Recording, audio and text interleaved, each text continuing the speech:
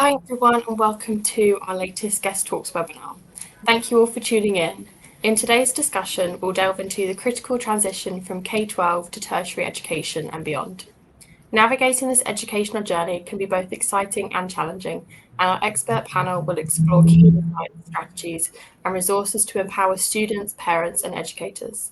But first, for all of our attendees, you can find a control panel on the side, and there's a Q&A tab there, so please feel free to use it to ask us questions. As a panelist, we'd love to hear your thoughts. This webinar is in association with Sharjah. It takes time to find the right university, one that offers a variety of courses in an environment that excites you, and with a dynamic pool of students and professors. The upcoming Sharjah Expo fairs will make your search easy for you. Whether you're a student, parent, school teacher, or counsellor, Sharjah is a hub for visitors to meet leading universities from across the globe. So without further ado, I'd like to introduce you to our chair and moderator, Fiona McKenzie, Head of Education at Carfax Education, to introduce the rest of the panel. So thank you, and over to you. Thank you very much. Thank you. First of all, thank you everybody for joining us today for this webinar from around the world on Bridging Tomorrow, navigating the transition from K-12 to tertiary education and beyond, which I think is quite a crucial point. And I'm really delighted to have been joined by a panel of experts in this area who are going to share their expertise and their insights with us today. But first of all, let's start off with some introductions. My name is Fiona McKenzie. I am Head of Carfax Education at the Carfax Education Group. And we have a team of education consultants located across our global offices all over the world who have worked with literally hundreds of families and students to navigate their educational choices, whether at school or university level. Now, our panelists who are joining me today bring a range of experiences to this discussion. And I'm going to ask each of them to just say a few words about themselves, their current role and the work they do to help prepare students for the future, the very important work they do, because this is very mission critical. So, Dr. Ted, can I ask you to start, please? Yes, thank you very much, Fiona. My name is Ted Purinton. I'm the founding dean at the Sharjah Education Academy. We are an independent faculty of education that does both postgraduate preparation for teachers and school leaders, as well as professional development for all aspects of schools and school leaders and all staff that serve within schools, nurseries, higher education, and so forth. And I would say the work that I do in connecting schools to tertiary is really, I mean, the obvious part, of course, is that we are a tertiary institution. But the reality is that we are preparing teachers to be effective at helping their students navigate these very challenging circumstances so that they feel successful, so that they feel like they are in control of their educational journey and their educational experiences. And that's a very big challenge, of course, because it's about the skills and understanding of teachers. But more deeply than that, it's the belief system that those teachers hold, the dispositions that they have that will really guide how they help that transition. So, thank you. Thank you, Ted. Colleen, you're coming from a kind of schools perspective, so could you tell us a little bit about you and your role? Yeah, absolutely. So my name's Colleen Menichini. I'm the University and Careers Counsellor at Uptown School Murdiff in Dubai, which is one of the schools that belongs to the Talim group here in the UAE. And so my role finds me working primarily with students. We're an IB school, so I like to get in at the upper end of the NYP and work with students in grade 9 and 10, and then primarily with the DP students in our school and their families. My famous line is that my entire job is to get the kids out of our school. And so it always gets a bit of laughs, but that's basically my point of view. And, I sort of look at it, I approach it as a research job. And so rather than being the person that has the answers, I'm sort of the person that is able to point in the right direction. And so I sort of approach my job as a sort of a skills builder that allows students to then go on and find the things that they need for themselves. So that's kind of me in a nutshell. Perfect. It's going to be a very interesting kind of perspective to have today. Dr. Shawn, as Director of General Emirates National School, can you tell us a little bit about the role you play? Yes, I oversee our 6 campuses, about 13,000 students across 4 Emirates here in the UAE. So quite a challenge working with all the different agencies and groups involved. But we support nursery through 12th grade with the American curriculum and IB curriculum. And for myself, I'm sort of consider myself an advocate for young people, have been working with higher education, economic development groups, researching on youth unemployment and underemployment, authored a book, Schools for the Century and Beyond, just a couple of years ago, continuing to try to work for advocacy, looking at predominantly what are the skill sets students need to successfully transition into post-secondary education and post-secondary life. I refer to them as the future-ready competencies, and just really looking at how we make sure that our curriculum aligns with the needs that are happening.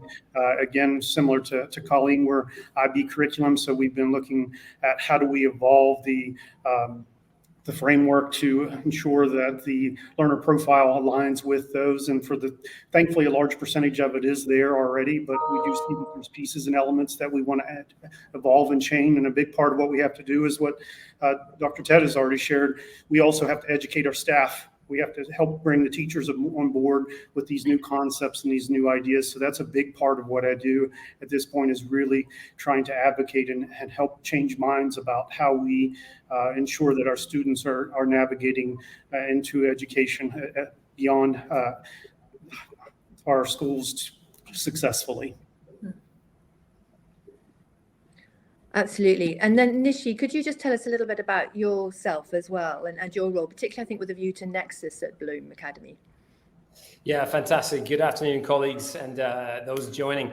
Yeah, my name is Nishi Saran. So I'm in charge of the Nexus and the senior school at Bloom World Academy, which is a school in Dubai. Yeah, I have the luxury or the privilege to guiding students as much as they transition from the junior school into the senior school.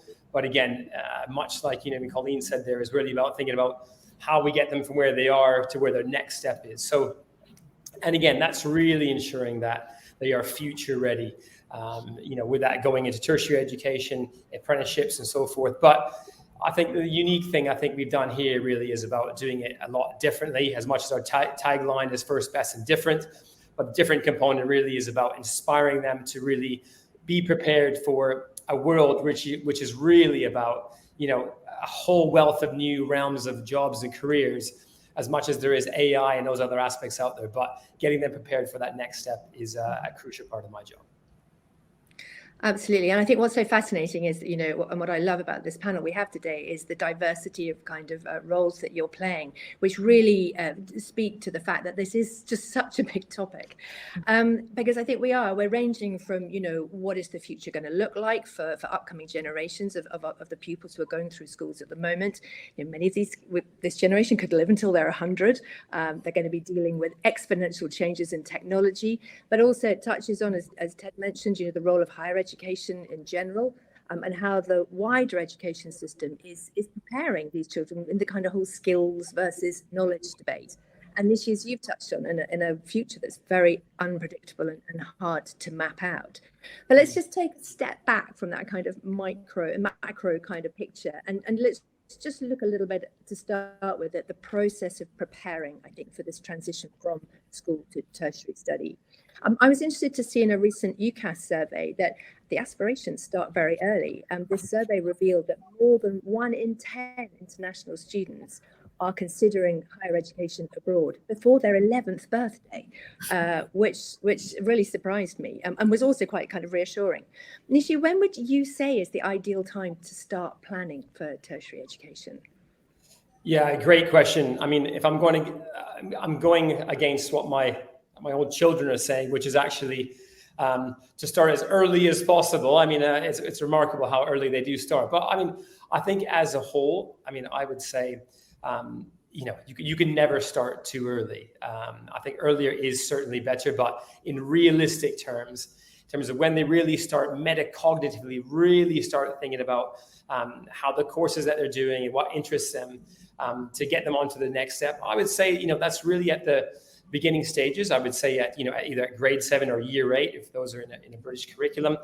We at Bloom World Academy, we're in an IB curriculum, but and I say that for the reason because for most students, and again, from my experience over 23 years, I've noticed that a lot of individuals, a lot of students, the courses that they do take, or the electives that they do take, even at year 9 and year 10 and into the GCSEs or into the MYP courses, they can have a real significant impact on which courses they're able to study in the future into the DP or into A levels or any other curriculum that you're going into. But again, I always do think that sometimes things change, and as many students and many parents will say that that's a bit early or that's too late. And each student will be awarded on their own merit and their own accord in terms of what they are aspiring towards. And some students will know literally from a very, very young age what they actually want to do, which is pretty amazing. But I would say for the norms, I do think that changes also over time. I think we'll also find that students, even when they get past, let's just say grade 11 or year 11, so to say, or grade 10, even when they make that transition into their most senior years, the last 2 years, whether that be the IB DP course or CP course or A levels or advanced placement courses, that's when they really, really need to finite down into really what courses they're doing to make sure that they're ready for that next step. But there's a lot of things I think that sit behind that. And that is, not only the academic preparation, but I also do think for students, how do they get ready for that tertiary environment? What does that really entail? Really making sure that they're prepared to showcase all of the fantastic things that they have done or that they're going to do leading up to that, potential application or getting into that particular degree. And that's from, extracurricular involvement or from even just literally financial planning and thinking about, well, which university do I want to go to, which degrees, which course in particular, and all those things I do think need to be backwards planned. And again, I think the better prepared they are, the more informed they are, the more information that they have, then they can make much better decisions. And that's applying to a scholarship or a grant. And I was saying sometimes students don't take advantage of what's really, really out there because they just don't know. And I think our roles as educators is really give them, the toolkit to give them all those different resources of what's important so they can make those fantastic decisions.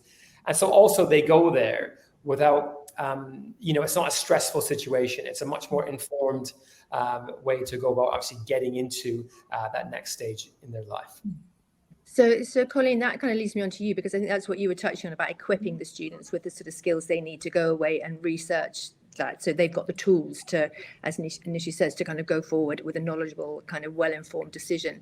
But what are the things that you're advising pupils to look at, in order to make these kind of sensible decisions?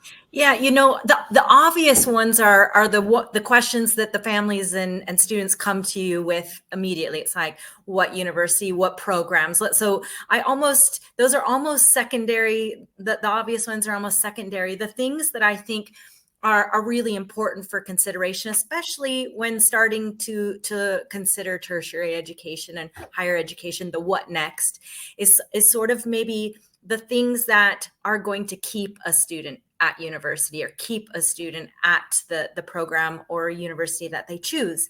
It's sort of things that they might be taking for granted, but need to be part of the conversation, part of the consideration. Things like, are you looking for a city environment? Are you a person that really thrives in small classrooms? Are you looking for large lecture halls? I remember I started at the University of Washington years and years and years ago, but I was in a lecture of 600, and that was 3 times the size of my graduating class. So, those sorts of things are really significant in what keeps a student at university.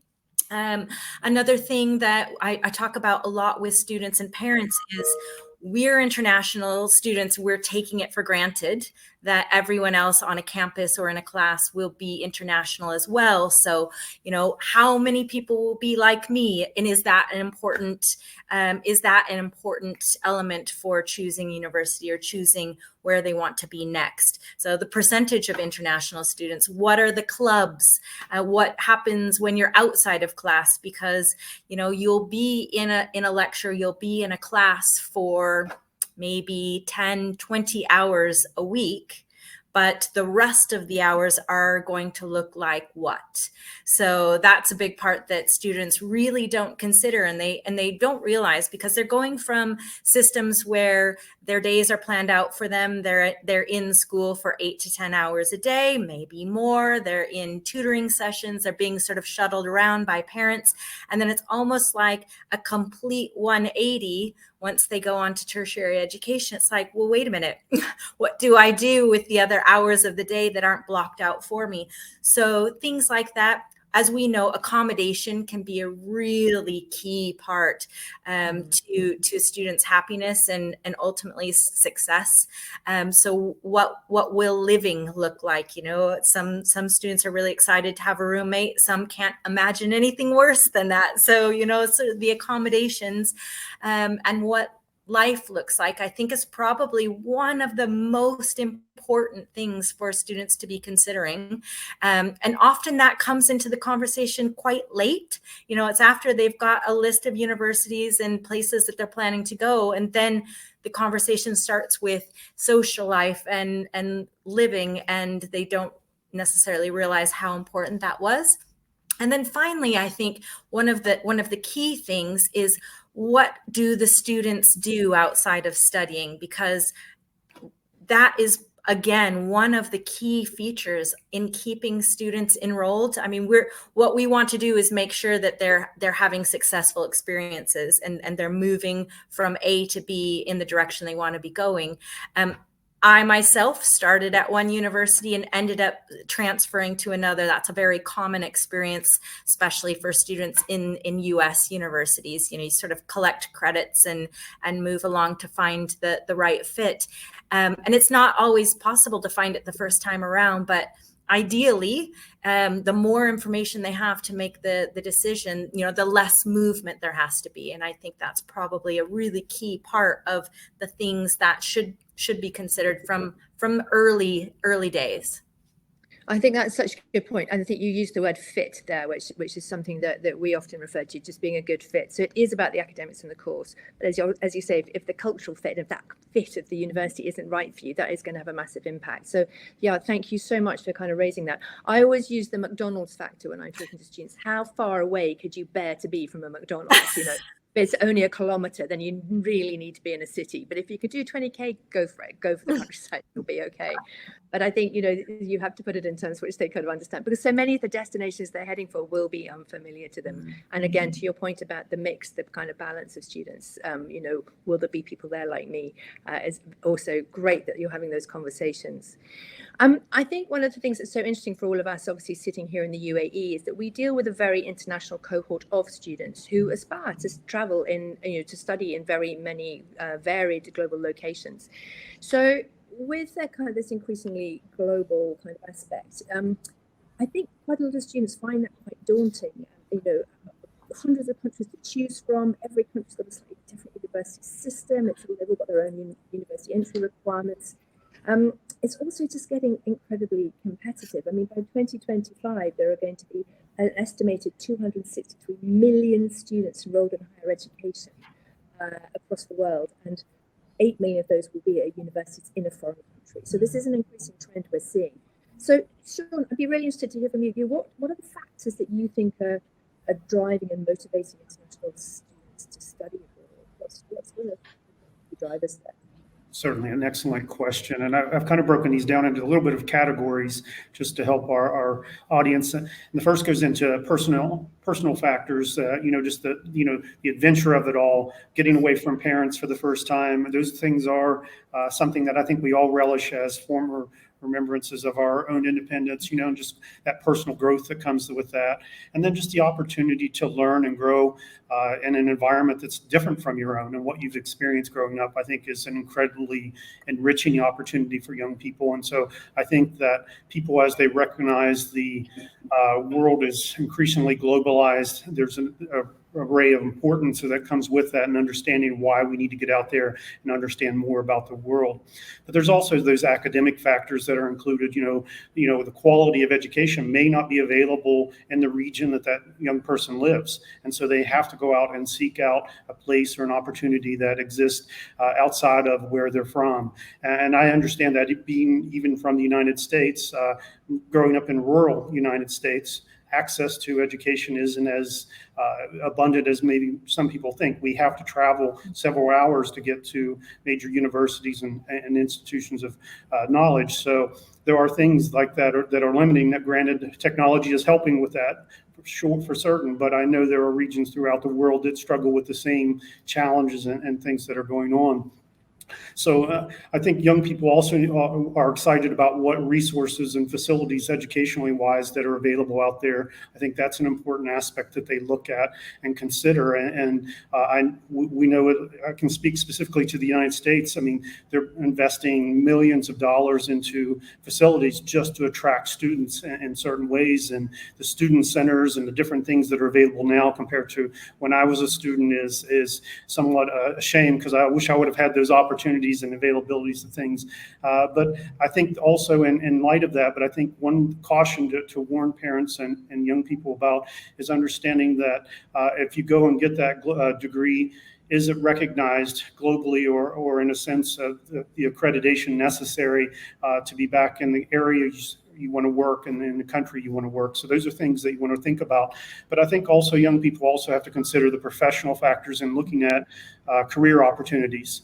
Sometimes, like I said, for you to open the right doors, you may need to go to a specific area, get the right education from the right location, and then have that opportunity to take those opportunities to translate into available work experiences that may not be available in the regions that you're in. And like myself, I mean, what a lot of people I don't think realize is the majority of the world is rural.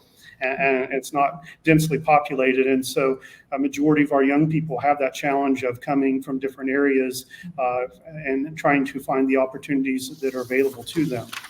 And so those things are really important. And I think also what compels young people is, are those opportunities available after they graduate? So this would be compelling them to go to other areas and other countries and other regions to think about that. And I think there's also the enriching factor that I'd shared a little bit briefly about, just, that sociocultural factor, such as cultural exchanges, social status, and prestige. There is a level of prestige that comes with saying I traveled internationally and studied abroad. And so there's that aspect. But I think also we just have to also continue to think about some of the things that Ms. Colleen had talked about. The scholarships and financial aid to government and institutional support are incredibly important. And just one caveat I wanted to share in my work with colleges and universities in the United States, one of the three areas that was astounding to me to kind of learn from college presidents and deans and their struggles with maintaining young people to keep going from their freshman year onto their sophomore year was surrounding three particular areas, which I kind of put them in an umbrella of life skills: financial literacy, then also time management, and I'm losing the third one now. But so time management and organizational skills. Those three things were preventing young people from transitioning out of their first semester, even in their freshman year, and hindering them from, I always thought it would be academic deficiencies, but they were outweighing, saying, no, these three things were hindering young people far more often. And I think those would be tremendous challenges for young people, especially in an international setting, because those things could be increasingly compounded because the cost could be higher if they're not well organized with all of the visas, all of the paperwork, all of those things, and just managing their times and deadlines necessary, just even with on top of the traditional challenges of moving into the post-secondary life. And so I think these things are all components that we would have to strongly consider in supporting our young people as they transition on. I think that's so true, and I think that's so interesting that you've highlighted the kind of the time management, the organizational skills, and financial literacy. Because my next question is literally, how are schools preparing their students for higher education and for the future careers? We've just talked about the kind of draw of studying internationally, and more and more we know that students are looking for universities that are going to give them good employability options. And this means that really the whole world is now a potential workplace, which is both exciting but also makes it more competitive. But then equally, there's a McKenzie report says that we're facing a shortage of 40 million employees with the right qualifications for the demand for labour. So we have this kind of balancing act, which puts schools, I think, in a very interesting position at the beginning of essentially that sort of food chain. So I'd just like to ask all of you just to sort of share with me just one thing, because I'm very conscious of time, that you are doing at school to prepare your students for higher education, for future kind of careers, and what skills you think are required for success at a tertiary level. Ted, can we start with you? What do you think, and from your tertiary perspective, what do you think is something, one crucial thing that makes that transition? Not a typical skill that I think most people would put into the typical list of skills, the ability to self-evaluate, to know strengths and weaknesses of yourself, and to be honest with yourself, to know what you are good at, what you need to improve in yourself, and to be able to have the initiative and drive to do that on your own without guidance from an educator or a supervisor or someone else, but to be able to manage your performance as a student and as an employee and a citizen and so forth on your own. Yeah, really important self-evaluation. And again, something that in a sense with schools and the assessment systems we have, we're not always brilliant at encouraging them to do that themselves. Nishi, what would you say? Oh, you're on mute. Sorry about that. I would say adaptability, students being able to adapt into the environment where they are, whatever the situation, whatever the circumstances, and just being malleable. I talked to some of the students and just saying, you've got to be a bit chameleon-esque. You've got to be able to change your skin to obviously where you are in the environment, obviously who your audience is, and again, I think that's really important. And I do think, like as we said in the beginning, the world is really, really changing. And I think we really need to keep up, but we also need to be flexible and adaptable to what is happening out there. That's absolutely crucial. Mm-hmm. I think they're absolutely vital. Colleen, what about you? What would you add? Yeah, I want to be really careful not to sort of say the same things. And there's so many skills that we certainly could talk about. But for me, I think one of the things that's really important is to really develop strong literacy skills, especially media literacy skills. Because as sad as this is, I think most of the students are spending time almost exclusively online when doing academic work. And as a result of that, sometimes we can find a real inconsistency of the resources that they're using. Sometimes the first one is the only resource that might be used, and we all know that they're not necessarily the most credible. So I think when getting ready and preparing for higher education, having a real svelte media literacy skill set is pretty critical, because I think students, especially international education, when looking at international education, it's really critical to make sure that you're coming from an informed place. And I do believe research is just at the cornerstone of everything that we sort of do in education, and the kids they're way better at the technology, but they're not necessarily as skilled as being able to navigate what they're finding on the technology. So that's definitely a skill set that I think the more prepared they are with that, the more success they'll find. Yeah, and that's so not a piece of advice we'd have even been giving 10 years ago, is it? So, exactly. Yeah, exactly. Dr. Shawn. Certainly, and I appreciate our colleagues answering. All of these are on my list, by the way, of future ready competencies that they've shared and components. But one I want to just address with just one, I think, is the most important. And the reason I say it's the most important is because it is being coveted by business and industry as the predominant skill set that is separating young people in the workplace. And that's what I'm going to refer to as Simon Sinek says, a leading thought leader in business and industry, but human skills. And that would encompass soft skills, emotional intelligence, social intelligence, interpersonal communication.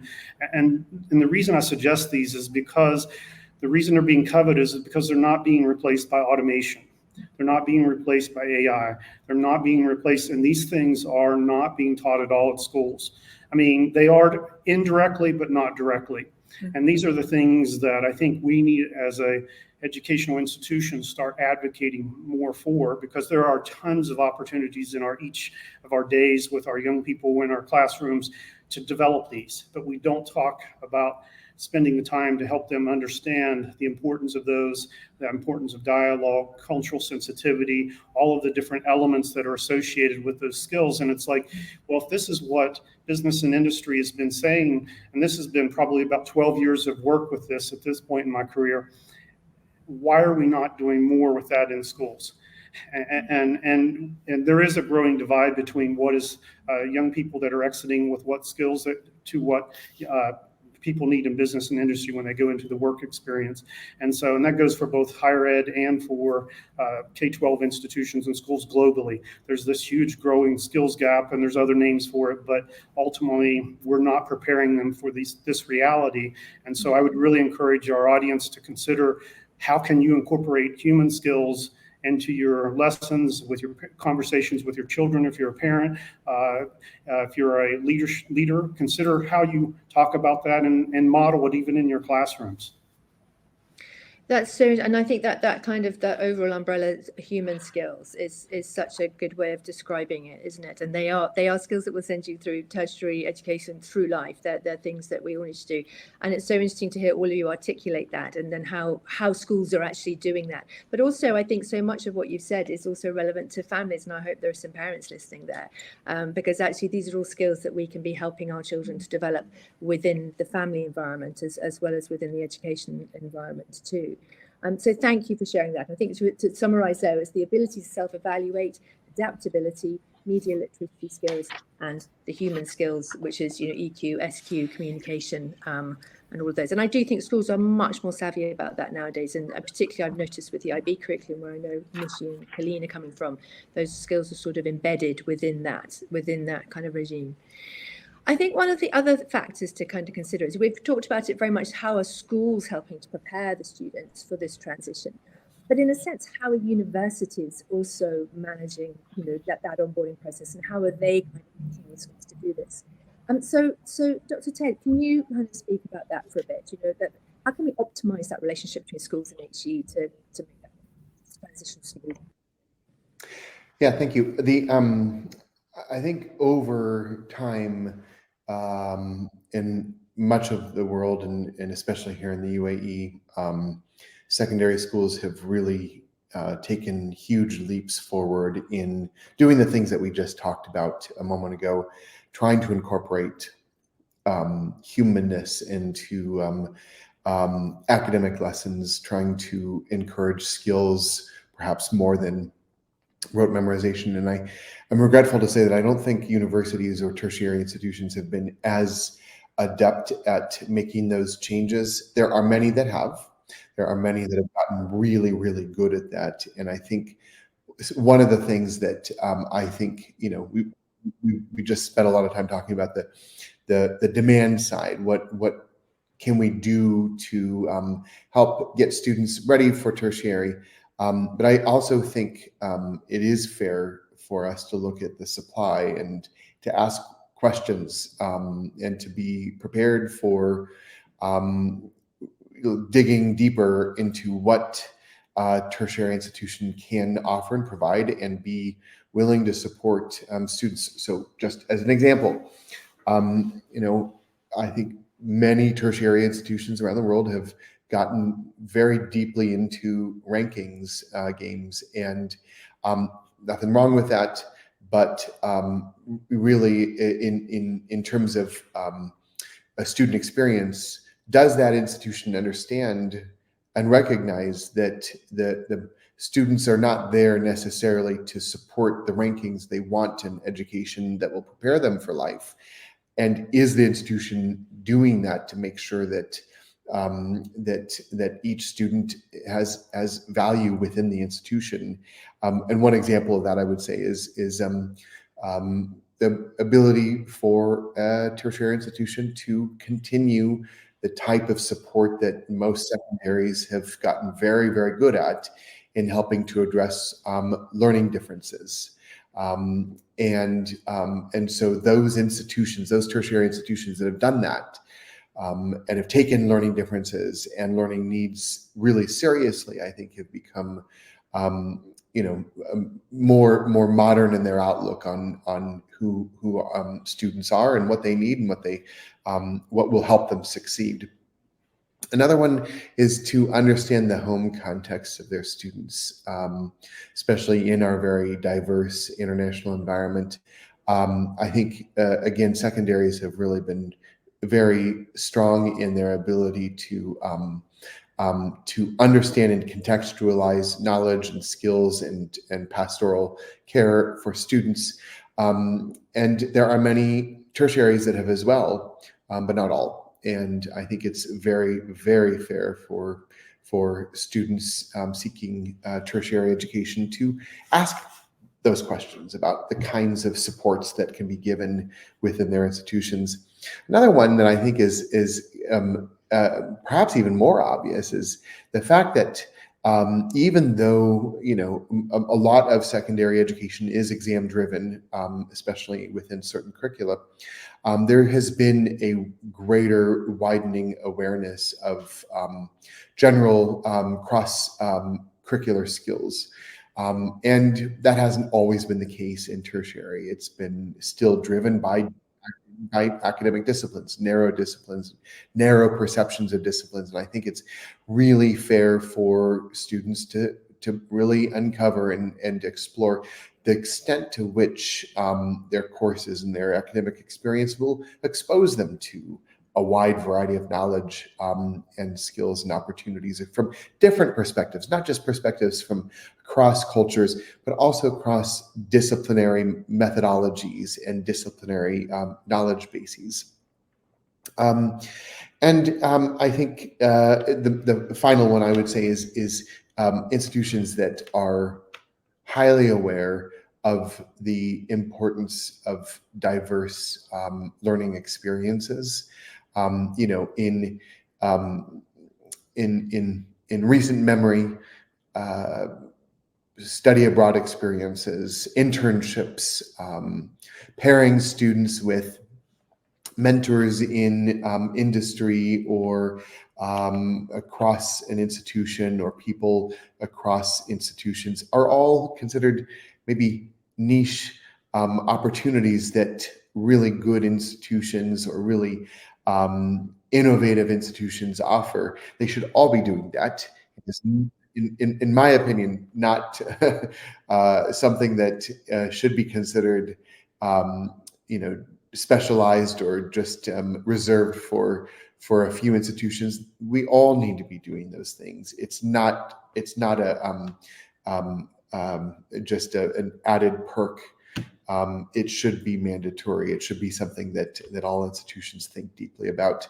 And so I think, asking questions like that and trying to uncover the extent to which tertiary is willing, and in particular institutions are willing to recognize their role as, in essence, a facilitator of knowledge and skill, more than a conveyor of a disciplinary body of knowledge.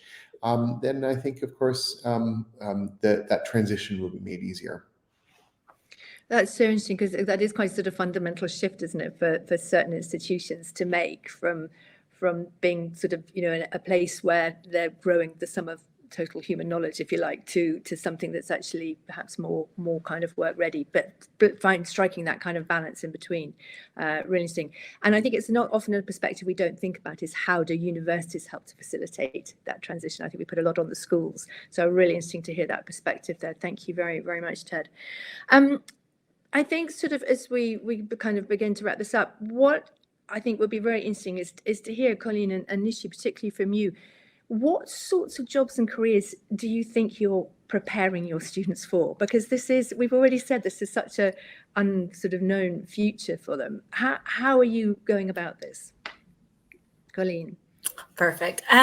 Well, it's one of those where I think we're kind of building on the idea of skills rather than particular subject knowledge, right? So the careers that students are going to be experiencing, I mean, we've all heard the statistic that, the jobs that they'll be doing 10 years from now don't exist now. And so what we're talking about, at least at the high school level, is these students are going to be preparing for a lifetime of probably non-linear careers. So there's going to be quite a lot of jumping that happens. And generationally, that's very different than one generation ago, where, parents were going into a career field, working for 30, 35 years, and then retiring and, getting the pen or getting the watch. And so now we're preparing students that will probably be going and doing, I think the World Economic Forum last year had said, Americans by the age of 55 had worked 12 different careers, and they were very specific to use the word career rather than job, because I think that's the shift as well.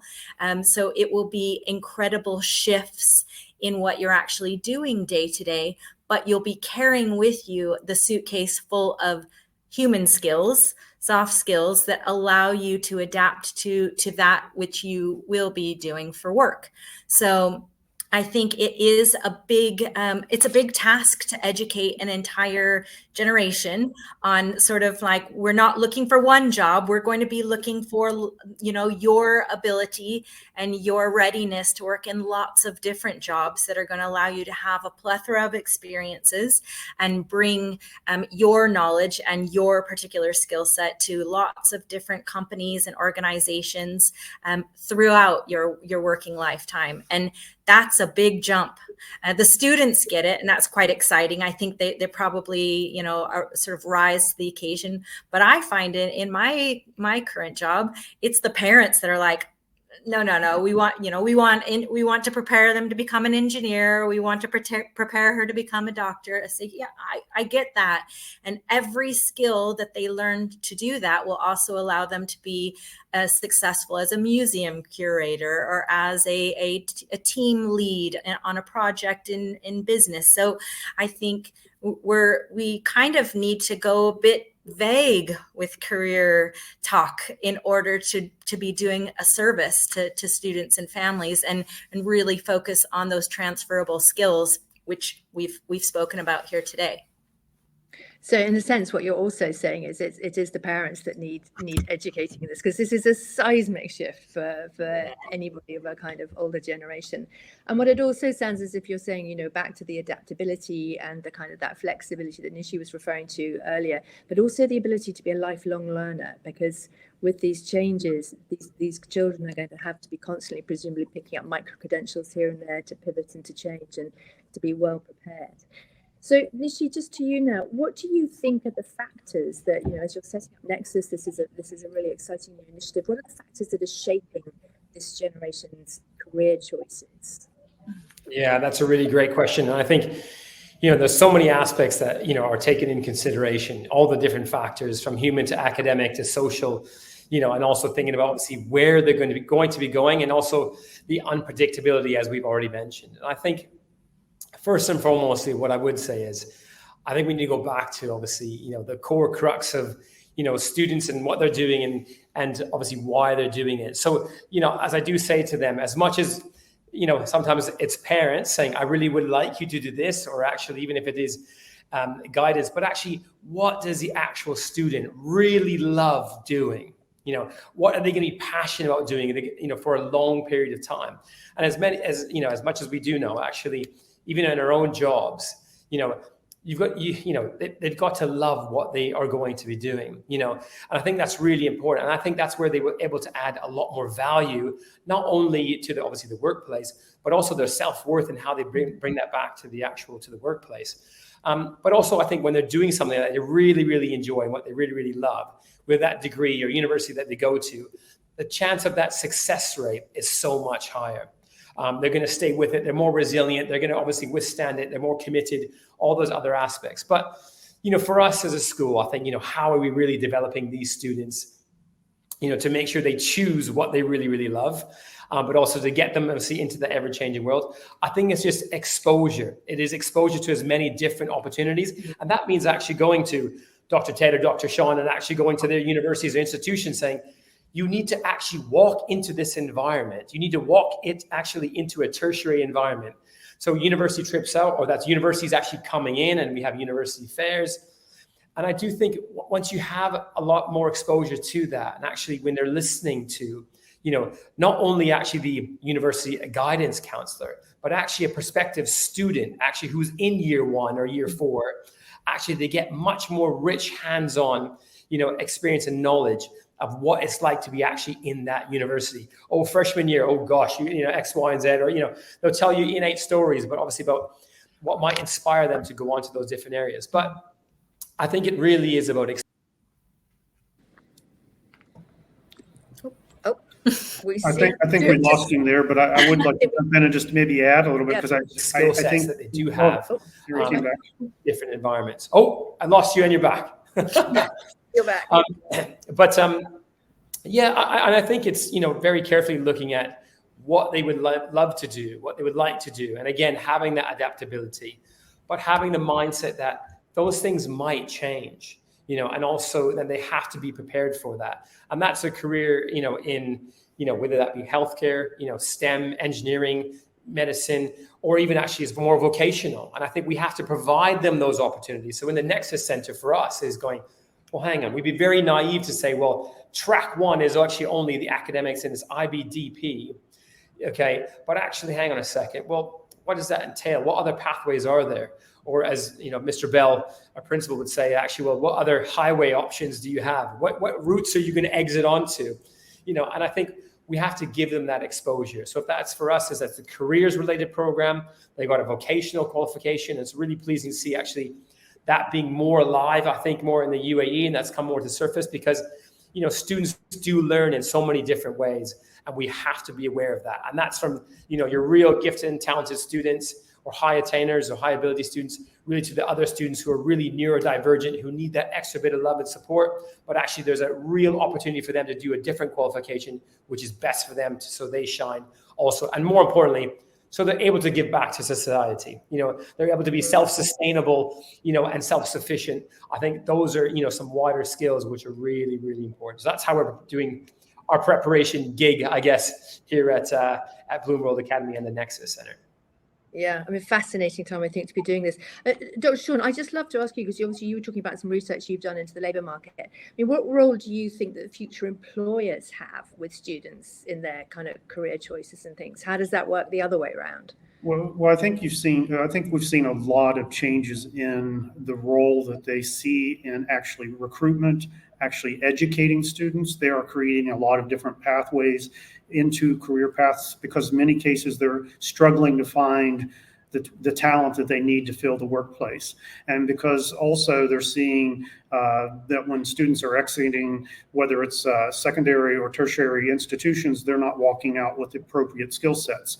So they're expecting to have to do various training models. So many of them, and what a lot of the predictions are showcasing, is a larger role in business and industry partnering with educational institutions. And so we're seeing that trend. I've done that work a little bit in the past as well. And there's a lot of, I think, support for that, but we do have a lot of policies and restrictions and systemic things that we have to navigate to do a more, I think, dynamic approach to what students and business and industry need. And I kind of want to emphasize something quickly, though, and Nishi's point about passion. I so celebrate that aspect.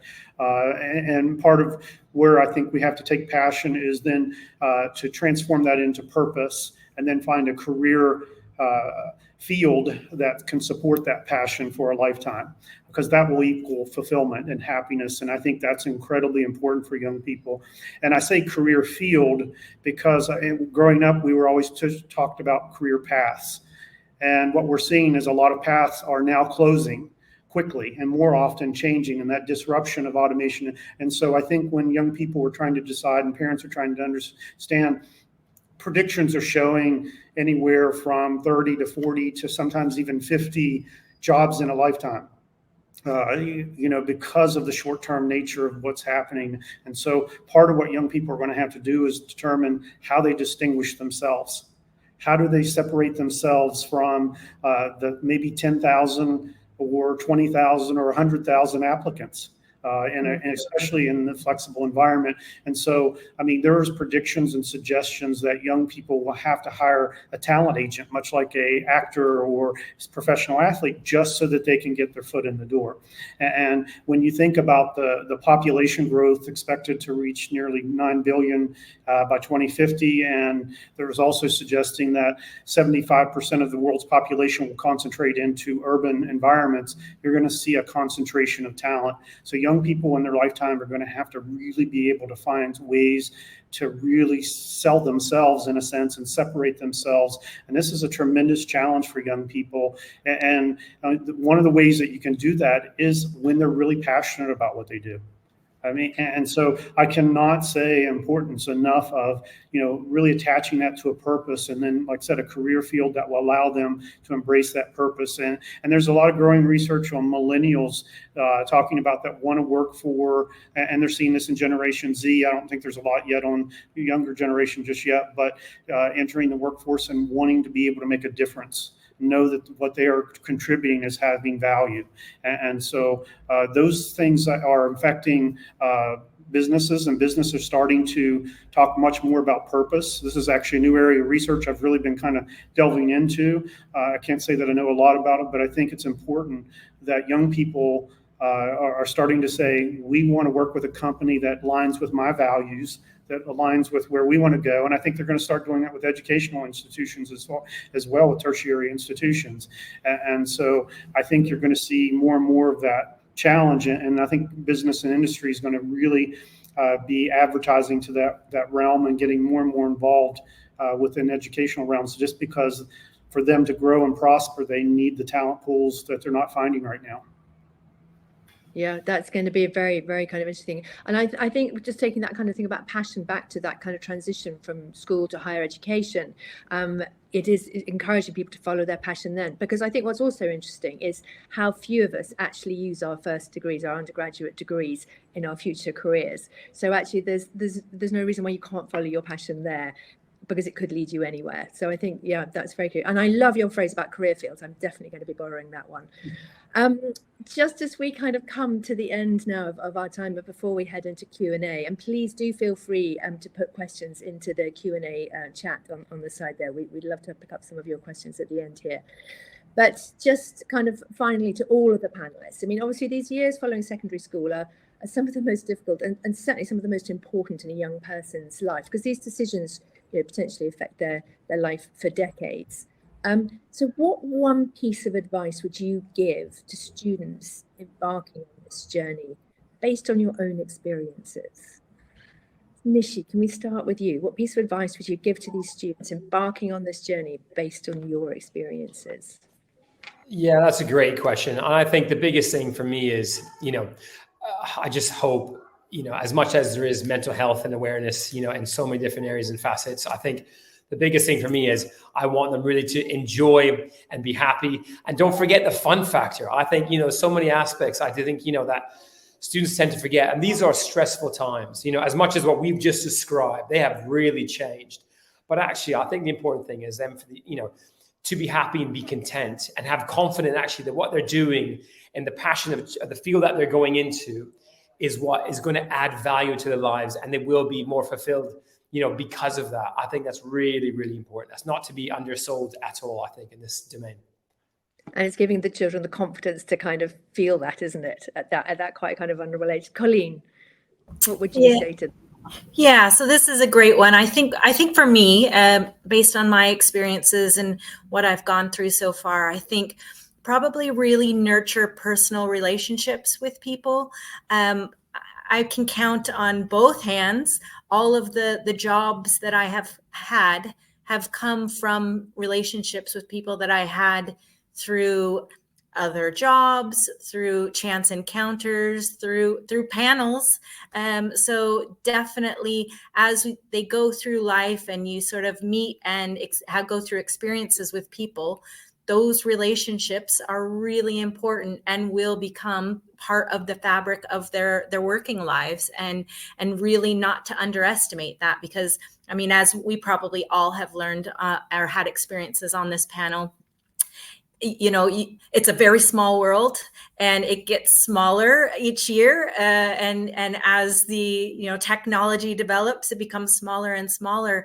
And the one thing that I've definitely learned is that people genuinely are good, and they want to help each other as much as possible. So, when you have and you build really strong relationships, that really goes a long way, more so than diplomas that I have hanging on my walls. Definitely have been the relationships that I've built with people. So that's probably my number one thing. That's lovely. Thank you. Shawn. Yeah, I think Colleen's point of networking is an incredibly important skill. But in alluding to that a little bit, I was going to suggest exposure to the career field that they're interested. I think is incredibly important in various forms. But part of what I think is going to be critically important is finding a mentor in that realm. I think finding a mentor early in your life can be very, very important, helping you navigate and miss a lot of key opportunities. Actually, for me, it's now that I'm getting to the latter part of my career, it's probably the most fulfilling part of my career when I get to work with young leaders and talk to them about the challenges and different things. And of course, I get to teach them a lot of good examples of what to avoid, because I didn't avoid them. But that's part of what a good mentor does. And I think, it just gives that opportunity. And like I said, it also leads often to, networking opportunities in a variety of different ways. So I would really encourage young people to seek out somebody in that career field that they're interested in and find a good quality mentor. I think there's a lot more people out there willing to do that. When would we really cherish the opportunity to just share some of their wisdom and their things that they've learned and navigated early on in their lives and pass that on. Yes, don't be afraid to ask. Yeah, yes. Good advice. Ted, in the last kind of dying seconds before we move to questions. It's, I think, easy to want to accumulate a degree, and I think the better priority would be to accumulate experiences, skills, opportunities, wide breadth of knowledge. Focus on that instead of just a degree. Of course, you can get a degree in the process of doing those other things, and maybe that will help facilitate it. But to put the emphasis on those more important, tangible things. That would very much align with my advice, which my children are so bored of hearing me say, but everything adds up to something. It doesn't matter what you do. It will be exactly what you needed to have done at some point. So yes, thank you very much indeed. We're going to just jump to questions now before I kind of thank everybody for joining us. I've got a couple here. So one, Dr. Ted, for you. Are the students who join tertiary education decide this is not the major I want to take, and this isn't what I want to do with my life? And what should institutions do to help these students? Well, first, to make the process of changing as simple as possible. That can't always happen. And therefore, to help students all recognize that no matter the discipline, especially in a bachelor's degree or a first tertiary degree, is not the end of somebody's educational experience, but the beginning of a whole lifetime of learning. You won't really stop the process of self-development, and therefore it should never be considered a terminal act of learning. Okay, good point. Thank you so much. Dr. Shawn, I think this one's for you. If students are getting ready for kind of non-linear careers, how should they decide what to study? Well, I think it comes back to, again, kind of understanding that career field. And if you have some resources in that career field, it'll kind of help you understand what are the essential prerequisite skills, experiences that are needed. I think Dr. Ted's point is exactly right. Experiences and skills are really what people are looking after. I mean, we could get into the economic theories of signaling from a college degree and some other things, but really at the heart of what I think what employers are looking for is this young person able to do what I need them to do, or are they able to learn what I need them to learn and able to do that? And so the more things that they've been able to take a part of, whether it's community-based or outside of or in school or wherever it may be, I think that's going to be really important for them to do, because it really does vary from various fields to one field to another. Although there are, like I said, overlapping skills, I think, like human skills that overlap to all areas. The skills like collaboration and, various leadership skills and all kinds of things. There's all kinds of things but then there's all those career-based skill sets that we should really be thinking about for young people. And like I said, that's going to be career specific. So they'll want to think about, how do I continue to build on those skills? And I can use a great example with my youngest son, who is in cybersecurity. Well, cybersecurity, really, once you get your foot in the door with that tertiary degree, really no longer matters. That key just opened the door to get your foot in the door. What really matters is experience and industry-based certifications in that career pathway. And so, like I said, so it's going to be very specific and different based on where you're headed and what pathway, but that's just an example of what young people will need to really start doing their homework. And this is why I suggested a mentor, because a mentor can help really sift through the misunderstanding around what perhaps is best for that career path, especially if you can find somebody that's a leader in one of these industries. I just want to jump in too. I think it's important to keep in mind that if they didn't study the right subjects in high school, it's not end game. Right. So lifelong learning is the name of the game. And so, it's never too late to pick up a new qualification. It's easier than ever now to jump online and take courses that you might need in order to pick up entire subjects that maybe we're missing, or to pick up entirely new skills. So I think the idea, if we're preparing for nonlinear careers, we're also going to have a very long academic life, right? And they kind of go hand in hand. When each career change happens, there's going to be an upskilling that has to happen, and that can look lots of different ways. So it's not really, did I do the right subjects in order to graduate, to go on to university, to go on to this career? It's way more open than that. And I think with that perspective, a lot of the fear goes away of making the right choice. More of a scramble net than a linear progression, as Cheryl Sandberg would say. Nishi, one for you. How do you stay up to date about the latest trends in higher education? Oh, wow. Okay. Well, I mean, opportunities like this significantly help. I mean, but I think, the important thing is, I think, everyone needs to be doing their research as much as it is.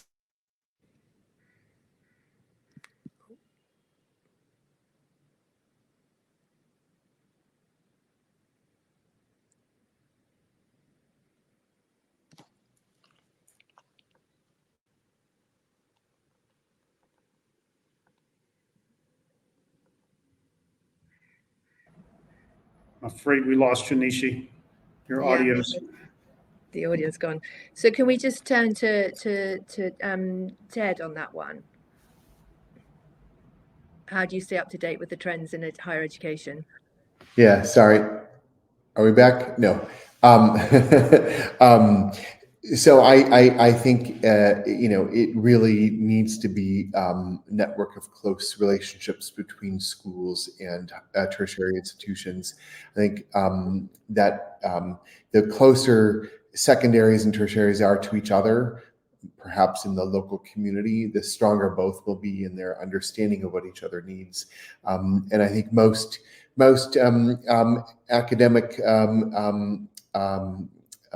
people in tertiary institutions want to understand where are their students coming from, and likewise I'm sure teachers in secondary want to know where their students are going, but those relationships don't always form, and it was really important to make sure those relationships can be there to help facilitate an understanding of both sides.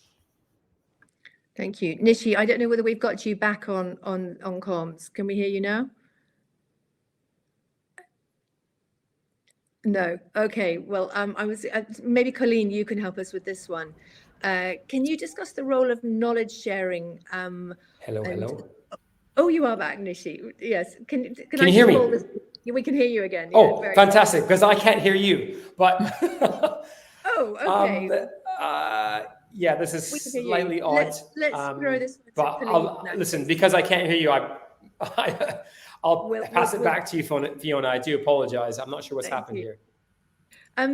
Colleen, what about discussing the role of knowledge sharing in the sustainable well-being and alternative futures in a classroom environment? So the question here is, as the world shifts towards sustainable lifestyles, how are we equipping students for sustainable futures? I'm conscious we're running over time already, so although that's a big question, we can have a short answer. I mean, I think it kind of feeds in actually quite well to my last response. It is all about sort of relationships and networks. And so in order to stay on top of what's happening and what's going on, as things are progressing and changing so quickly. And again, this just really ties into what I've said all afternoon. It's research and relationships, really. So, things like sessions that are being held by people in industry. I mean, I might have a very great understanding of what's happening in the Dubai context, but, it might look very different for my colleagues in Europe, will look very different in North or South America. So there's, being a part of different collegial groups that allows me to sort of come together and share information. I think one of the key things is probably academic discourse and conversation, and just being aware of what people are saying, jumping in and doing the research as well. I think all of that's really critical. It's changing. The things that we were talking about in September are different now in May, and so it's a constantly evolving situation, and helping students to prepare for something that is future forward when we're still trying to figure out what's happening present. It's very exciting. And so I think that's why we all really love education, is because as slow, it's an iceberg in some ways, it's a very slow to change, but it does also quite quickly look different. And so I think that's part of the exciting pieces. There's a lot of information that's available, and it's just, taking time and collaborating with each other to find best practice. And again, it's fit, right? Because what works for some won't work for others, but we kind of have all talked about the same themes this afternoon. So there's definitely, a current to jump in and sort of flow down the river with. And I think that's kind of the key. Thank you very much indeed. And some great questions. Thank you so much for the audience for sending those in. I'm sorry we haven't got time to go through all of them. Well, I think it's been a really fascinating session. I have learned so much from listening to everybody. So thank you all very much. Thank you, Colleen. Thank you, Nishi. Thank you, Ted, and thank you, Shawn, for your insights and for what you've shared with us.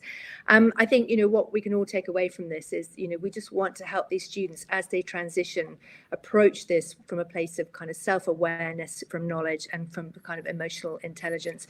And I just want to kind of close with something I read the other day, which really resonated with me, is that great academics will open the door, but a well-rounded individual will walk through and thrive. And I kind of feel like that's what we're all saying today. Yes, get those academics, whatever is relevant and appropriate for you, but it is those human skills and the well-roundedness that's going to really see you through this unknown future. Thank you all so much for joining us, and back to Millie. Brilliant. Thank you so much, guys. That was such an interesting and informative discussion on such a crucial topic as well. So if anyone from the audience has got any further questions or you want to connect with any of our speakers, then please send us an email to marketing@guesseducation.com. At the end of the webinar, you'll be redirected to a short survey. So please tell us what you thought and if there's any other topics you'd like to hear in the future. If you want to enjoy the webinar all over again, you can do is we will be uploading it to the GESS Education website and onto our YouTube channel. And we'll also be sending it out to every attendee via email. So look out for that. A massive, massive thank you to our panel and also to our audience for tuning in. We'll be announcing our next webinar very soon, so please make sure you're subscribed to our newsletter so you can find out more about that and follow us on social media, as well as visiting the guesseducation.com website. So stay informed on all our latest events. But until next time, take care and have a lovely day and the rest of your week. Bye for now.